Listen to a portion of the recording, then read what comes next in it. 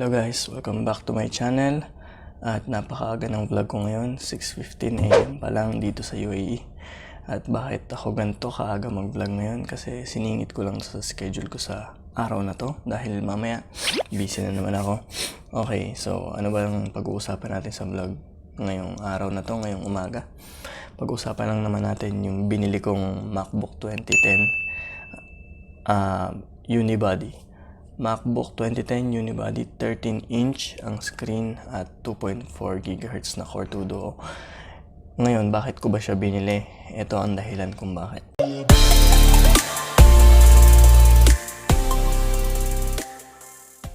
Okay, unang-una sa lahat, huwag niyong pansinin tong mic lapel ko dito sa leeg.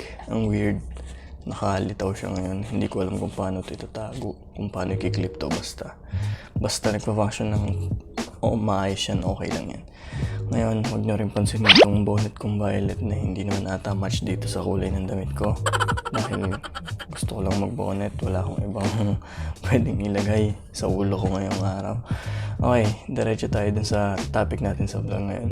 Bakit ba ako bumili ng MacBook 2010 Unibody ngayong 2019? Unang-una sa lahat, wala akong budget.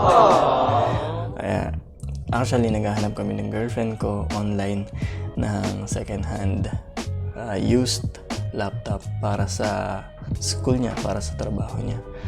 Ngayon, unang pumasok sa isip namin is yung Lenovo na ThinkPad na T400 something na ganyan na model. So, pasok naman siya sa budget. Pero nasa around 500 dirhams siya to 600 dirhams na nasa Core i5 na yun at may 4 gig na RAM. So, yun ang mga minimum specs na nakikita namin online. Pero dahil sa paghahanap namin online at hindi pa kami makapag-decide agad, nakita namin itong MacBook 2010. Pakita ko lang sa inyo. Alam ko yung iba sa inyo pamilyar naman dito. Pero ako, dahil first time kong bumili ng MacBook na laptop, hindi ako familiar sa mga model nila at version nila. So ito siya, ganito siya kakapal. Medyo may scratches. Siyempre dahil second hand na, medyo madumi ng konti. Medyo madumi, pero madumi talaga yan. Ito yung rubberized na ilalim niya. Yan, so nakikita nyo yun yung mga dumi. Tapos, itong ilalim na to, pwede itong mabuksan. Meron pa rin siyang DVD writer na hindi ko alam kung kailangan pa natin ngayon sa 2019. Parang hindi naman. Na-try na namin itong i-run. Actually, ilang weeks na nang ginagamit to ng girlfriend ko at ginagamit ko. Nung una, medyo okay siya. Kasi, itong nabili namin, nasa around 350 dirhams lang. So, nag-decide na kami bilhin to sa ibang lahi yung nakausap namin. Tapos, binayaran na rin namin yung nung same night na yon. Ngayon, tinignan ko lang yung specs, 2 GB RAM. Kasi gumagamit ako ng Apple products like iPhone, nakagamit na ako ng iPhone, nakagamit ako ng iPad. Tapos, ngayon, naisip ko, parang yung mga nagamit kong devices ng Apple, hindi naman sila matakaw sa RAM. Kumbaga, parang okay naman yung RAM management nila. Ngayon, itong MacBook na mid-2010 na binili namin, ang RAM lang nito, yung standard na kung bibilhin mo siya noong panahon na yun talaga yung standard na memory nito na RAM. Yung 2 GB RAM na SODIMM 1066 MHz yung speed ng RAM. Yun, so pwede siya ma-upgrade up to 8 gigs and 16 gigs ang maximum. Sabi nila dati hindi pwede, pero pwede naman palang ma-upgrade up to 16 gigabytes of RAM.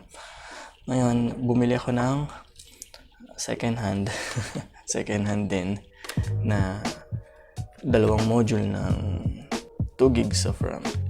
Ito, medyo mahirap na siyang hanapin ngayon kasi specific for MacBook siya yung iba.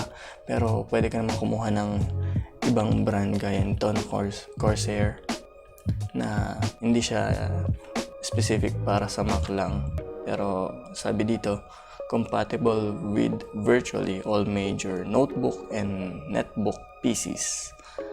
Ayan. So, nakita ko siya online. Doon din kung saan kami tumingin nitong MacBook. At itatry kong i-upgrade siya ngayon sa 4 gigs of RAM. So, 2 gigs each. Tapos may 2 slots ng 2 RAM slots doon sa loob ng laptop. Tatanggal natin yung dalawang tig 1 gig na module.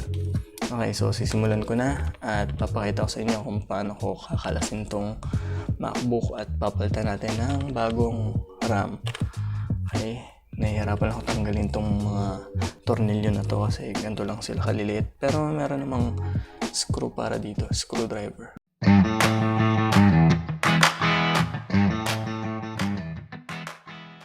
Okay, makikita nyo na ito ngayon guys. Ito yung ibabaw ng laptop. Ngayon, wala namang ibang prerequisite dito na kailangan mo muna tanggalin bago mo tanggalin itong pinakailalim. So, dito muna talaga siya sisimulan tanggalin. Natanggal ko na yung dalawang screws na magkasunod dito. Tapos, ito lang.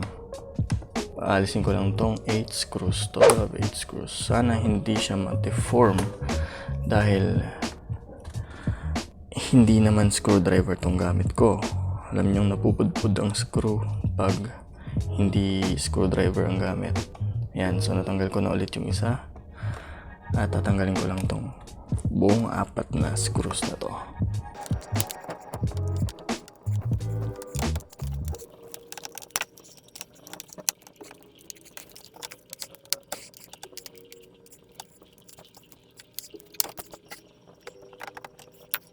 Okay, so natanggal ko na tong 8. Hindi nakakabit yung mic ko. Okay, tinanggal ko nga pala. Okay, so natanggal ko na tong 8 screws na maliit. At yung isa dito ay medyo pasaway pa, hindi natanggal. Ayan. Tingnan natin ang ilalim. Ayan, pag natanggal nyo na tong ilalim na rubberized cover nitong laptop, makikita nyo na dito yung itong hard drive. Ito yung RAM slot. Ito yung fan. Ito yung mismong motherboard. Tapos nandito yung DVD writer na alam ko pwede itong palitan into SSD kung gusto nyo, or additional hard drive. Pwede nyo palitan yan. Linisin lang natin ng konti kasi first time kong binuksan to ngayon at first time ko rin nakita tong loob nito.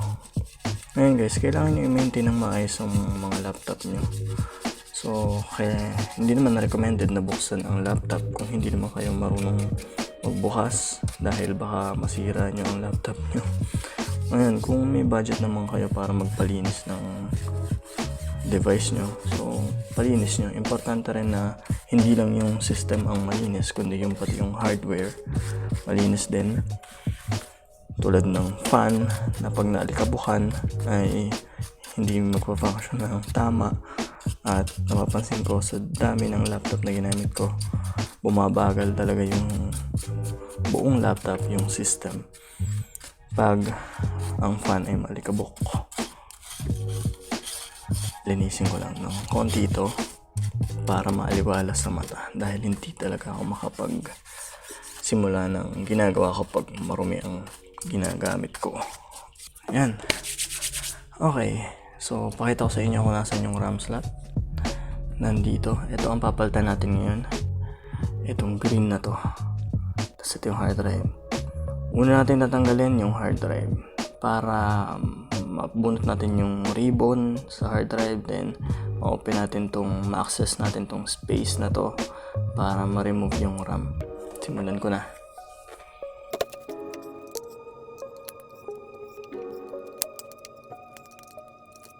Ayan, natanggal natin tong isang black na to.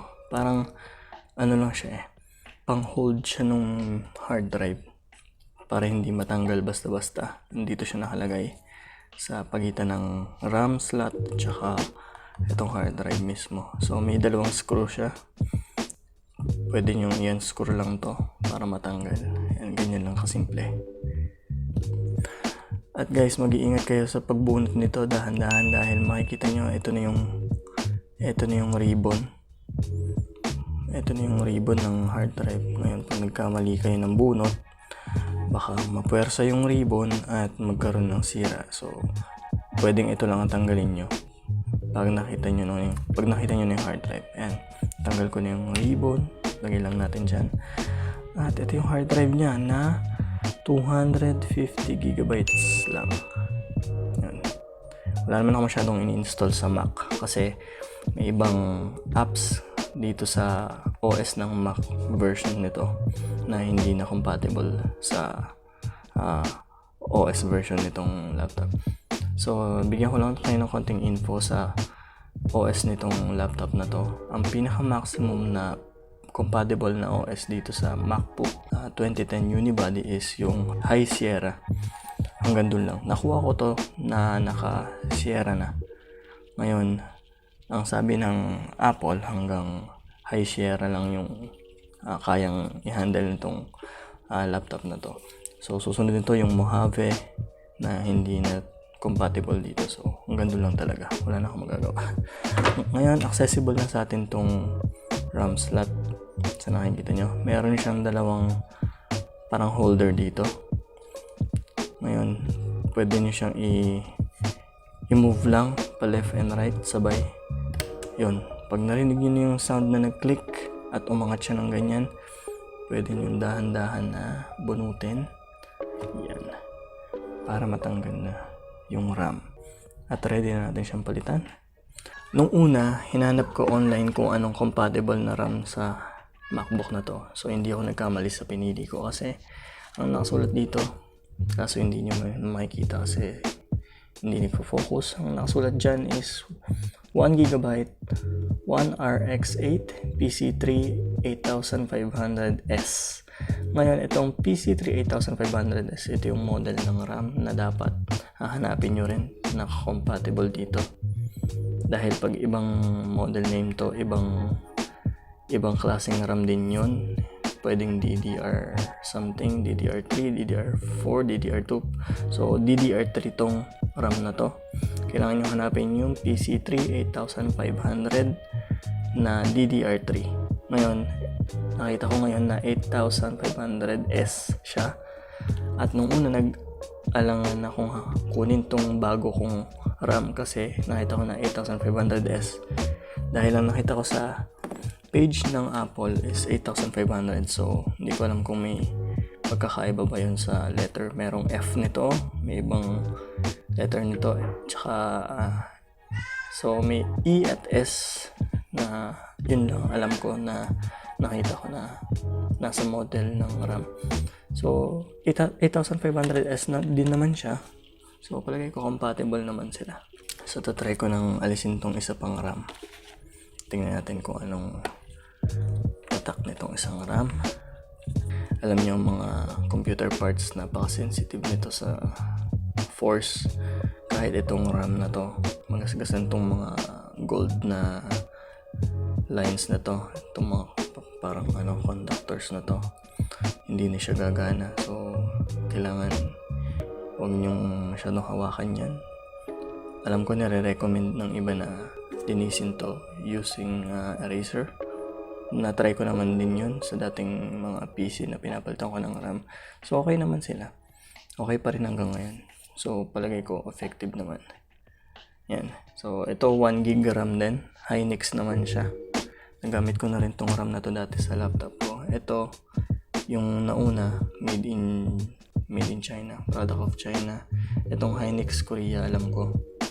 So, magkaiba sila ng kulay at wala naman atang pinagkaiba sa performance. Pares lang silang PC3 8500S na may speed na 1066 MHz. So, natanggal na natin tong dalawang RAM dito sa RAM slot at available ng slot na to para sa upgrade. Ngayon guys, susubukan kong mag-upgrade muna ngayon ng 4 gigs of RAM. Pag okay siya, siguro pag may budget na ulit, i-upgrade ko ulit into 8 gigs naman. So, palagi ko okay na yung 8 gigs of RAM sa mga basic task like Microsoft Office, tsaka internet, surfing, browsing, ganyan. Yun lang naman ang ginagawa namin, tsaka email. Tapos na-try ko rin to na mag-run ng isang game na compatible pa. Nakita ko naman yung smooth ng graphics. Yung graphics pala nito Nvidia na 256 MB lang. So, napakababa. Dahil ang mga graphics card ngayon nasa 2 gigs, 4 gigs, ganun. So, ang baba ng graphics card niya, hindi na siya pang gaming ngayon, guys. Pang basic task lang talaga tong MacBook na to. So, kaya ko to binili dahil yung girlfriend ko hindi naman siya naglalaro. Ako lang naman yung naglalaro. So, ibang laptop yung ginagamit ko. Ito para sa office niya, sa school, presentation, PowerPoint, Microsoft Office, ganun. Kasi gumagamit din naman siya ng Microsoft Office sa iPad dati. Ngayon, okay, baka malayo tayo sa topic. Ibabalik ko na tong RAM. Ipapalit na natin tong Samsung ang tatak ng RAM na to. Made in Korea, 2 GB, PC3 8500S. So pares nung kakatanggal lang natin RAM. So importante na makita niyo kung paano ang pattern nitong gold na to para sakto siya dun sa RAM slot. Kasi baka hindi niyo mapansin, isaksak nyo lang bigla tapos hindi pala siya sakto dun sa butas. Ito may space dito, tapos may space din dito sa RAM slot. Makikita nyo yan pag pinalitan nyo yung RAM ng laptop nyo. Dapat pag ganito ang space nung dito sa RAM slot, so ganito ko siya isusuot para mag-match dito sa may space na to yung pattern nitong RAM slot. So ilalagay ko na to muna sa ilalim, sa pinaka-ilalim. Yan. Isaksak nyo lang siya ng medyo konting made in. Tapos tsaka nyo siya i-push pababa hanggang sa mag-snap siya.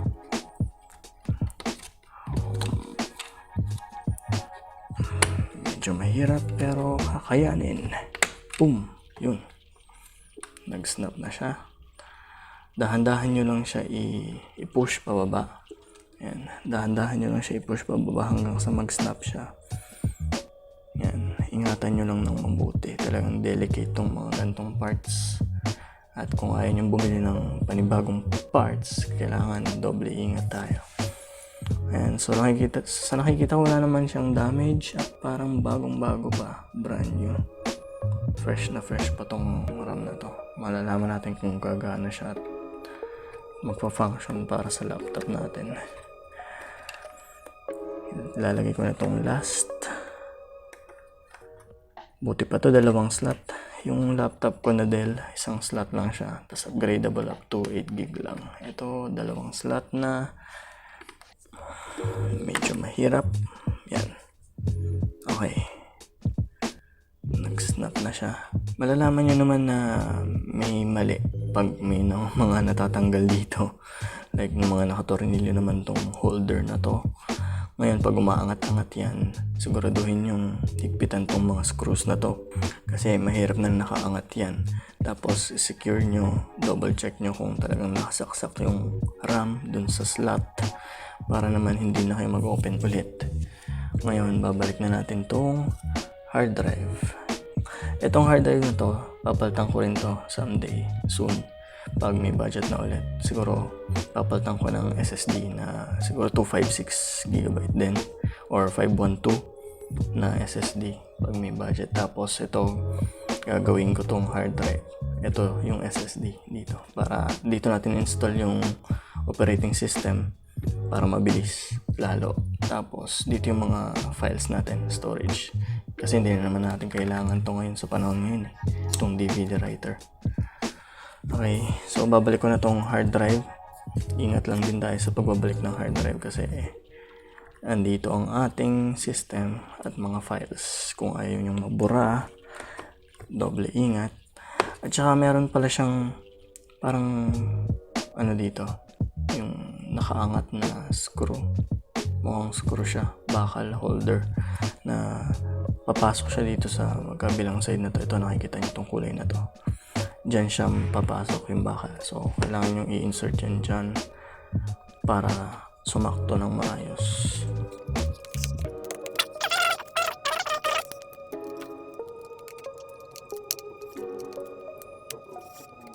Yan. At nakabalik na yung tinanggal nating holder ng hard drive. Sana gumana siya at walang mali. Dahil minsan talaga pag tatanggal ako ng mga parts tapos binabalik ko, nasa saktong ayos naman yung kung paano ko tinanggal at binalik. Pero pagbalik ko, pagbukas ko nung laptop or nung PC, hindi na gumagana. So, haluan nyo ng konting dasal. At ibabalik na natin tong cover, tong ilalim na cover. Makikita natin kung anong performance nito, kung may pinagkaiba ba sa previous na RAM or wala. Let's see.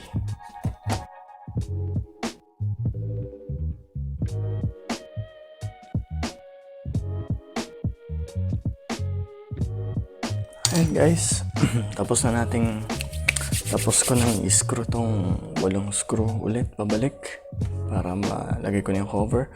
At siguraduhin nyo lang na na-screw ng maayos. Na-screw nyo ng maayos at sa tamang higpit lang naman itong mga screws para hindi loose at hindi nag-creak. Wala yung creak na sound. Yung pag naglagay kayo ng tinanggal nyo na cover or something na may screw tapos binalik nyo nang hindi maayos, nakakairita yung sound na yun. At iwasan natin may opening yung mga sides nito para hindi pumasok masyado yung alikabok. Okay, so nailagay ko na ulit lahat ng screws. Tingnan natin, try natin i-power on. Ayan. Sana maging okay. Sabi ko nga kanina, haluan natin ng konting dasal. Minsan kasi naglolo ko pag binuksan mo, tapos binalik mo, tapos hindi mo alam kung bakit. Siguro sa compatibility or what. Pero sana naman mag-work. Sa nakikita nyo guys, ang bagal niya mag-boot. So in-upgrade ko na nga siya sa 4 gigs of RAM. Ayan. Katatapos ng mag-boot. So siguro mas mabilis ito mag-boot pag naka-SSD na. At ito na guys, nandito na tayo sa desktop. Ayan, kita nyo performance. Dati pag nag-boot yan, ang bagal bago mag-show tong launchpad na to. Tapos tingnan natin kung gaano kabilis mag-launch yung mga settings. Dati kasi kahit settings na ganyan, ang tagal mag-load. So nakikita nyo dito, Mac OS High Sierra. Tapos makikita nyo yung memory, 4 gigs of RAM, 1067 MHz DDR3.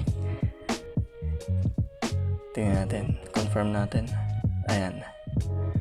4 gigs installed. Your Mac contains 2 memory slots, and of which accepts gantong speed, DDR3. Meron tayong tig 2 GB. Okay, so success. Na-recognize ng laptop. Na-recognize niya. Tapos, tingnan natin kung gaano kabilis ang mga apps. Tingnan natin kung gaano kabilis mag-boot mag-open tong Safari. Kabilis na siya ngayon. Nakikita ko na yung difference. Nararamdaman ko yung difference. Okay siya. Ngayon, try natin na mag-open ulit ng isa pang app. Kunwari itong madalas na ginagamit ng girlfriend ko, itong PowerPoint. So, nakikita ko okay siya. Bumili siya kahit papano. Hindi yung katulad dati na talagang makikita mo lang yung araw yan. Naglo-load lang siya na ganyan. Ang tagal-tagal na, mga ilang minutes na loading pa rin. Ngayon nung na-upgrade natin ng RAM into 4 gigs na double natin, pansin ko naman yung performance na nag-iba. See you next time guys sa mga susunod na vlogs, sa mga bazaar vlogs, sa mga gantong klaseng vlogs na technical, tsaka sa mga random vlogs natin sa araw-araw. Give this video a like and comment at sana patuloy kayo manood. See you next time. Thank you and peace out.